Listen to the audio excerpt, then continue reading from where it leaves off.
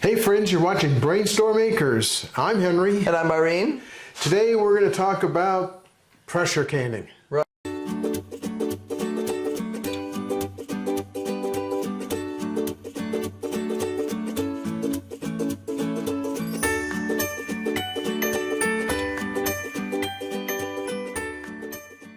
There's a little bit of confusion and we wanted to go ahead and clear it all up.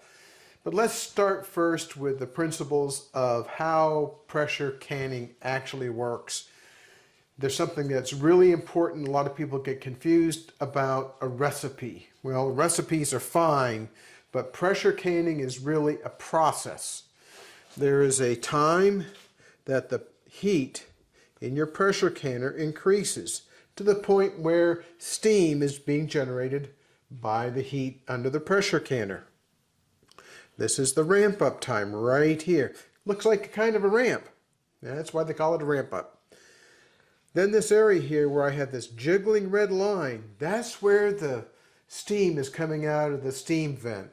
So once the air has come out of the pressure canner, that's what this 10-minute time of letting steam escape from the pressure canner is all about.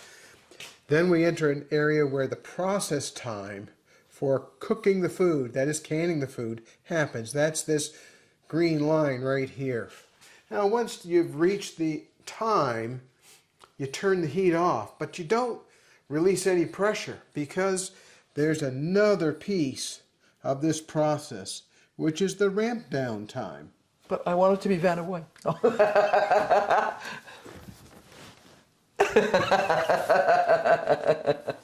That ramp-up time is influenced by two things. Well, three things. It's the amount of metal in your pressure canner. That's how much metal makes up the pressure canner. That's why they tend to be so heavy. And what kind of metal it is. The pressure canners we have here are aluminum. You need to be more cautious with these canners because if you apply too much heat to the bottom, you're going to warp the aluminum, which is now going to make it to be something that's a real pain. So number one is heat. Number two is the amount of metal that's in the pressure canner. You have to heat that metal up to make the steam come out. And the third thing is how much water you put in the pressure canner. Now manufacturers all have very specific instructions about what you're supposed to do. And they do it for a reason. All of those instructions are to adhere to specific processes that have been developed to can safe food. There are pressure things that are designed for pressure canning, and there are pressure things that are not designed for pressure canning. Well, you have one right there. That's a pressure thing. This is actually a pressure thing. It's a pressure canner. Super popular right now. Pressure cooker. Pressure cooker, yes. But people think that you can sometimes can in here. Do not can in here. You have no way of knowing what the pressure is and monitoring it and being sure that you're doing anything correctly. This is awesome for making beans quickly, fajitas, chicken, carnitas, pork, pot roast. It's a really great tool, and what it does is work by increasing the temperature that you're cooking the food at. That's right. So that having that pressure in there allows you to cook something that would have taken hours in minutes. Now there are some electric pressure canners that are being carefully tested. They are currently, to my knowledge, there are no, in the United States, legally available pressure canners except commercial ones. So the big commercial companies like Dole and Del Monte and all those guys have big commercial electric or gas, depending on where they are, pressure canners that are 100% safe. They're like submarines. They're huge. They're you know, they've got the gauges and the, you know, they make anything that we would have in the kitchen look like a child's toy. Yeah, so there's a lot of ways to go about pressure canning. The most important thing is to follow the instructions of your canner. When I bought my first pressure canner, which is this guy, it's a Miro. When I bought my first pressure canner, I very carefully read the instructions. This is the jiggler on top. It comes apart. and you are able to adjust the amount of pounds of pressure that the canner will retain while you are canning by adjusting the pieces of this jiggler. The top unscrews on it, and this is long since fused itself together for old age, but it comes apart, and you can have a 10-pound weight on it, or you can have a 15-pound weight on it. I had no idea until Henry brought me the information on the Presto pressure canner that there are actually jiggler canners that are not adjustable.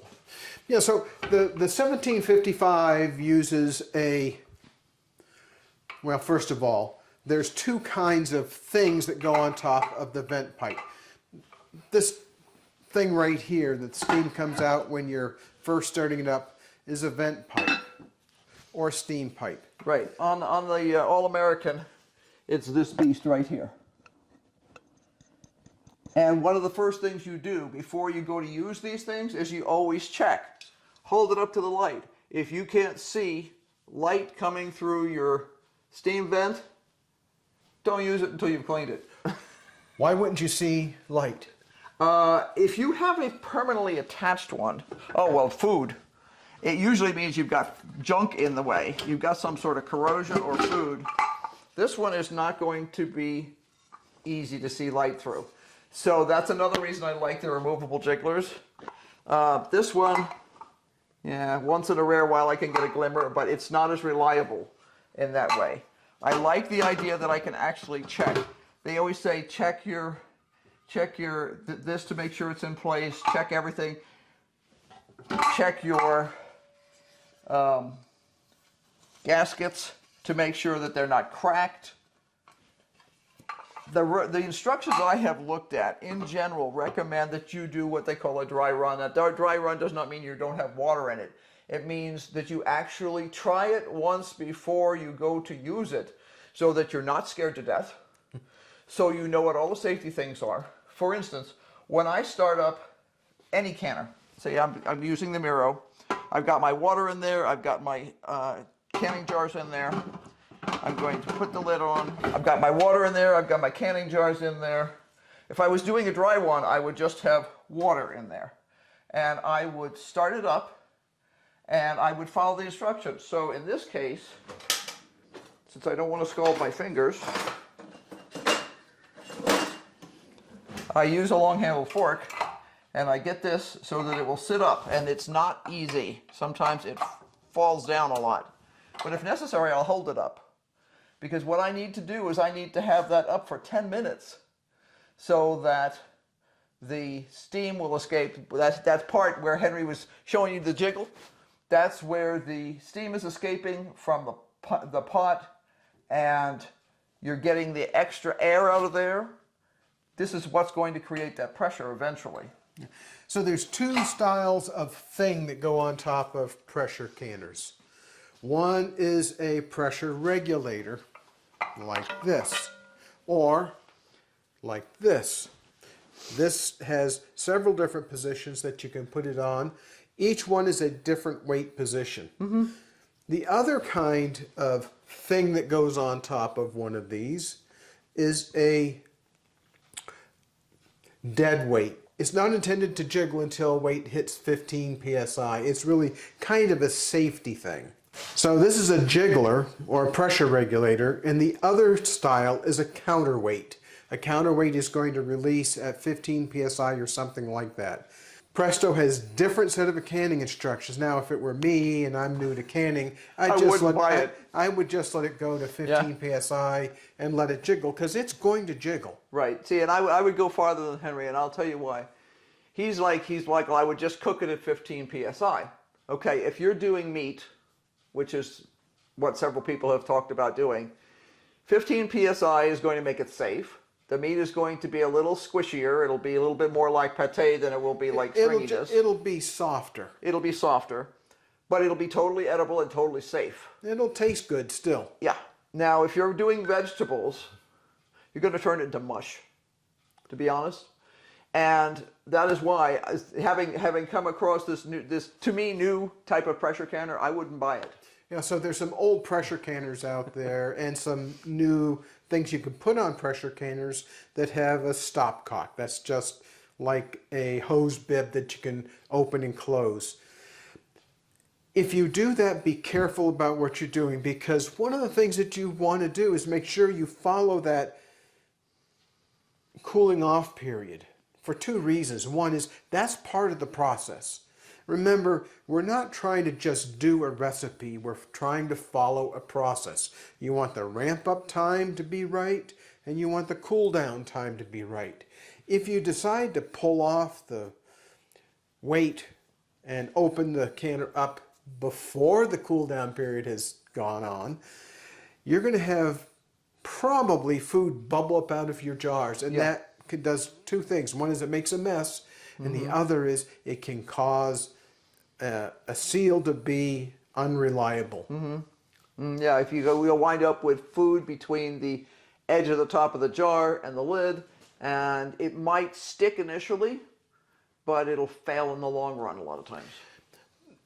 The whole point of having these pressure gauges in the case of the Presto product is that they give you instructions on how to can to, let's say, 6 psi or 7 psi or 10 psi. Because there are some foods that if you can pressure can at lower pressures, it means you're cooking at a lower temperature, which means you're not going to be turning the fruit or vegetables into so much mush. Yeah. The problem is you absolutely need to have these pressure gauges checked once every canning season. By canning season, I don't mean once a year. I mean right before you're getting ready to can, you need to get your pressure gauge recertified. That means you'll have to go to a county extension agent or someplace like that. I don't honestly know if our county extension agents could do it here. You have to check to see with your county extension agent to see if they can do it, what kind of a schedule you're going to be on. Never, ever, ever submerge a pressure gauge. No, this never goes in the sink like this. You'll ruin it. Be gentle with the pressure gauge. They're actually a pretty sensitive instrument. They can get out of adjustment easily. They can misregister the pressure, all of which means that what you think you're doing, you may not be doing. That's why I actually really prefer the set weights. Like this one, as I said, when I got it, it gave instructions on how to take this apart and how to set that weight. The other weight that I have for this one, I set simply by using the numbers on it. It has 5, 10, and 15 pounds. And you just simply take the hole that's right under that number and set it. I don't have to think about, unless I sat there with a file and filed this down to change the weight of it, I don't have to think about, is this really accurate? Because physics works, and this is simply a weight that is going to be lifted when it gets to 5, 10, or 15 pounds. So what do you do if the pressure drops, or if the jiggler stops jiggling for a couple of minutes? What do you do with the food? Recan it. And that Technically speaking, that means you need to go back to the... If you're using a system like this or like this, where you are relying on that weight to keep track of the pressure, you're not relying on anything else, and you screw up somehow. Say you're using a portable camp stove. I know a lot of people who will use a portable camp stove in the summer and can outside, because the last thing you want to do is cook for 90 minutes in your kitchen and all of a sudden your house is a steam bath. So they will use a portable stove, okay? Say you run out of propane on that portable stove, you have to start over, because you don't know how much this has dropped in temperature. We're not talking about it doesn't jiggle for half a minute or even a minute. But if you're getting on beyond a minute, you know, it's all math, it's all science. If you don't believe in math and science, I can't help you. It's all about process. It is a process. It is no different than if I am painting something, it will say, touchable in 30 minutes, don't use it for 24. If I don't do that, I am risking damaging that. Okay, so I damage a door, I damage something I've painted. In this case, I am risking producing food that is not safe. They warn you these things not because they're trying to be jerks, but because if you understand metal and you understand how heat can affect metal, and these are aluminum, you could warp it. Every time you use this, it needs to be oiled. This surface where you're going to join the top from the bottom is right here. It's a very steep angle. And you oil that. I usually use a little bit of olive oil on that. I also polish it off before I oil it to make sure that I haven't acquired glomps of previous olive oil. And it seals. It seals because you have two machined surfaces that are probably machined to a very tight tolerance. Now, if you screw this up, you drop this off the back of your pickup truck and it bounces down the road. Time for a new canner. Time for a new canner. There's several different styles of lids for pressure canners. This one has screw down dogs that clamp this lid to the body of the pressure canner. Right. And I'll just get out of the way here. Makes me nervous.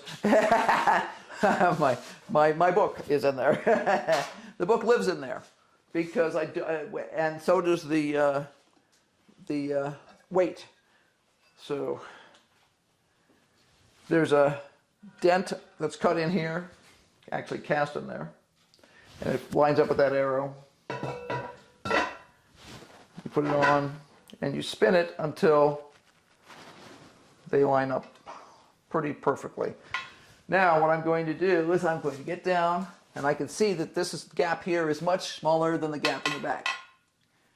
So I'm going to start by screwing down in the back a little bit to pull that gap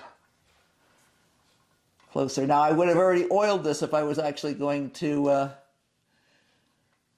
do this, and I recommend that you oil it before you start the heating process, because oiling a hot, I have done that before, oiling a hot pot is never a fun thing. So, you know, you're sitting there trying to get it done right and not burn your fingers. Okay, so what I'm doing is I'm looking at the back and I'm looking at the front, and I'm trying to get that gap completely identical front and back. Now, that means it should be pretty identical in that direction. That doesn't mean it's identical in the other directions. I wouldn't spin this if it would actually had stuff in it. I'm just doing this to stay in camera right now. Now I'm going to plop up these two, and I'm going to look. In this case, it's pretty precise right on. I'm not cranking these down. I am doing them just barely tight. And I'll do the same thing with this one and with this one. Now again, I'm checking the gap here, because it's always interesting that you could have it a little bit off. Now once I've got these all just barely tightened, then I will go back and I will tighten them down more.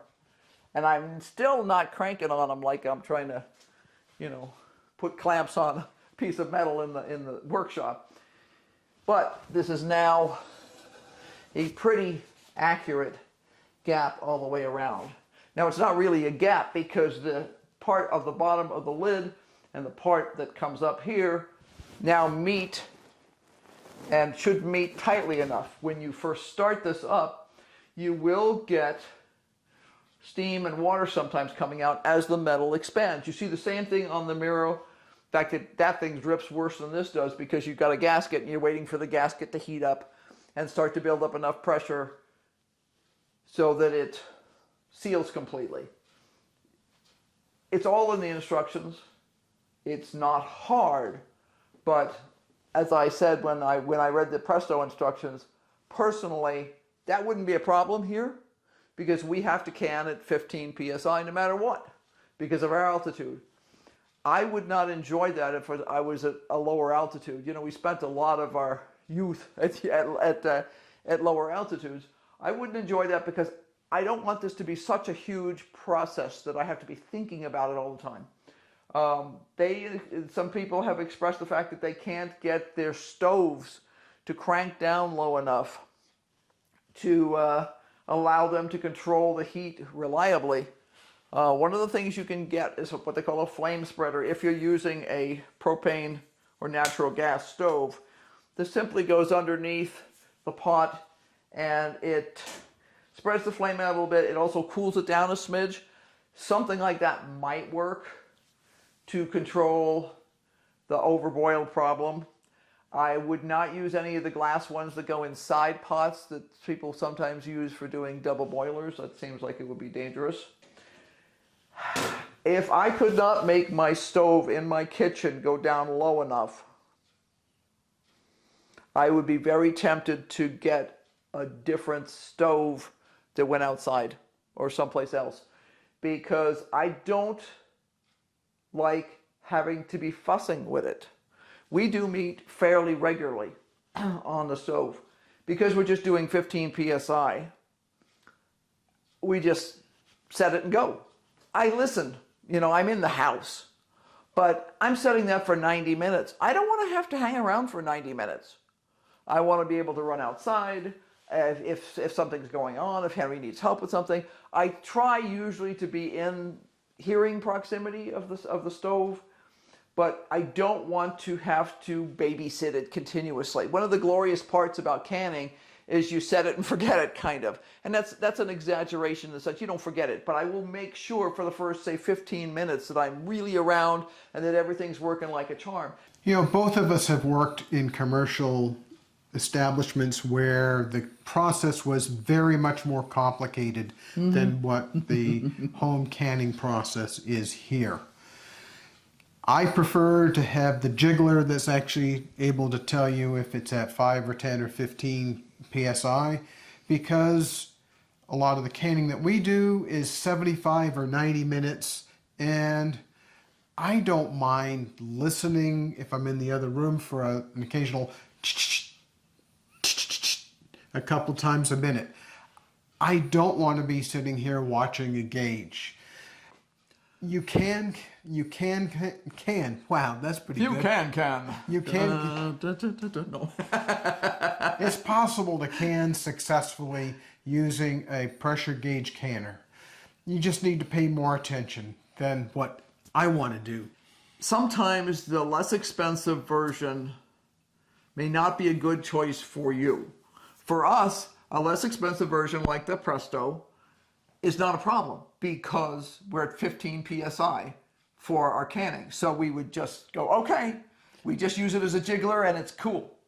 Well, speaking as somebody who watched gauges for a large-scale chai tea brewing operation, the trick to moderating the temperature of your canner is to bring the temperature up, perhaps let it get a little bit above the recommended canning pressure, and back off the temperature slowly. Tiny small bit. Amounts. Even with this, and like I say, this has pretty precise controls because it is a commercial stove.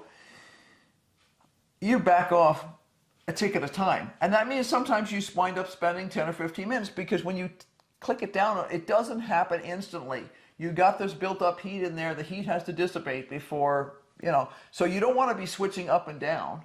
When you start moderating the temperature, you want to make sure you do it in small amounts. Yeah, okay, you can get it to temperature quickly, but just recognize that as if you have too much heat going into that pressure canner, it's going to overshoot the pressure that you're trying to achieve. Right. And then when you let it start cooling down, it may undershoot. So small bits, patience, and you'll get there. Well, I hope that muddies the water even more.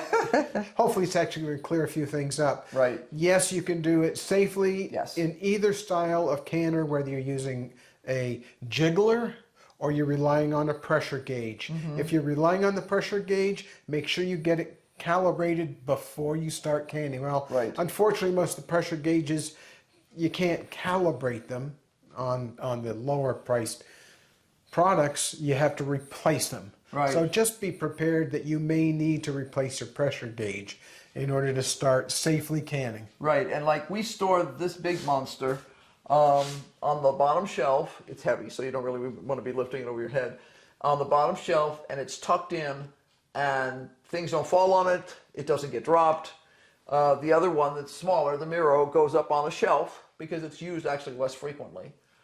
Again, though, it's still kept someplace where it's not going to get bashed, it's not going to get crashed into, because maintaining the integrity of the metal is important. We don't want it, you know, if you were to say I was looking at secondhand things, and you pop off the lid on this secondhand canner, and it's all scarred up around the inside, put it back on the shelf and say, no, thank you, I decided I don't want it. Yeah, it's kind of like looking at a cast iron skillet. If you go out to a thrift store or something and you see a cast iron skillet, it's cracked, don't buy it. You want to make sure it's flat bottom, yeah, because a lot of people will overheat those. Yes. The same thing goes with a pressure canner. If you're going to go out shopping at a thrift store or something like that, make sure the bottom is flat, make sure that the mating surfaces are not scarred up.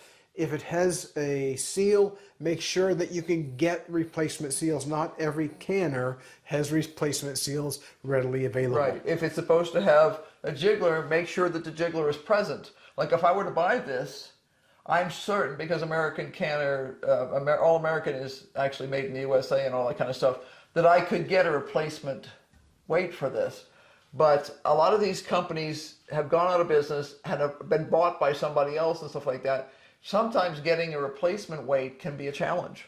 Or replacement anything. Yeah. You know what time it is, Irene? Yeah, it's time to wish people good luck and to pay attention with what they're buying, because, like I say, for us, 15 PSI is not a problem. If you're at sea level or something and they want you to do, I have honestly never heard, before I read the instructions on the Presto, of anything that was recommending 6 pounds of pressure. It's a common thing to actually do from some of the manufacturers. It's not something that we personally prefer to do. Right. I did that. Yeah. As a profession. I don't want to do that here at home. If I have to, could I? Right. Sure. Yeah, yeah. It's all doable, but look at where you live, what you're going to need. In other words, get something like a blue book ahead of time and read the instructions on what kind of things are available, and understand what your altitude is and what you're going to need to be canning at, and then buy something that suits you. For us, we've moved enough over the years that having something that had a little bit of adjustability, like the Miro, where I can take that thing apart and put it back together again, makes sense. Of course, you have to not lose the parts, which is why I keep all my parts to the All-American canner in the canner. You know, it means you have to peek in before you know, but then I do that sort of stuff all the time. Instant Pot. Okay, this doesn't have a seal in it right now, okay, because it was just used for making yogurt the other day. And in the bottom of this pot is supposed to be, and I don't know what happened to my sign, there's always supposed to be a sign in here that says... It's underneath the... No, it's not. It's missing. It's missing. So we'll have to make a new sign. Somewhere around here, there is a yellow card that says seal in big red letters. Because if you try and use this without a seal... It doesn't seal. It doesn't seal. It sprays steam all over the place, and now you're trying to get a seal in here, and with a hot thing, and But that's always... Keep in mind, the Instapot is not for pressure canning. No, you cannot ever, use it for pressure ever. canning. It is, but you can buy new seals. So we have seals that are only used for things like yogurt and other dairy, and seals that are only used for hot spots like carnitas and other stuff where we want something spicy. Otherwise, you risk making your yogurt taste like carnitas. Okay, it's time for us to say goodbye because it's really late and Yep. we've got a lot of stuff to do. I still have to get to the post office today to mail off some of Irene's packages to her customers. Mm-hmm. We have to get ready for the garden club meeting tomorrow. Yeah, I got to sort some seeds. Say goodbye, Irene. So until next time, be sure to like and subscribe and hit that notification button so that you'll know when we're doing something else. Otherwise, you might miss it, and that would be sad. So, bye. Keep brainstorming. No, I'm not tickling you. Anyway. Yes, she is. We'll see you on the next one. Bye.